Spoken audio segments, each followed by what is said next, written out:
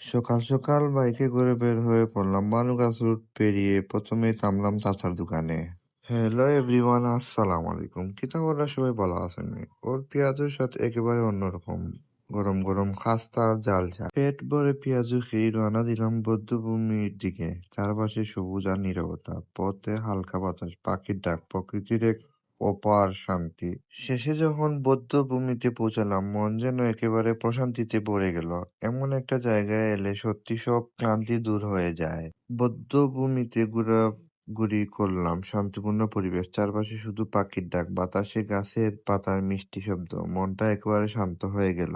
তারপর আস্তে আস্তে বাইকে উঠে রওনা দিলাম। ফেরার পথে মনে হলো এমন একটা জায়গায় আবারও আসতে হবে, কারণ প্রকৃতি যখন ডাকে, ও ডাকে শান্তির জন্য। আজকের ভ্রমণ এখানেই শেষ। দেখা হবে পরের ভিডিওতে। ভালো থাকো, সুস্থ থাকো, আর অবশ্যই সাবস্ক্রাইব করে পাশে থাকো। ধন্যবাদ।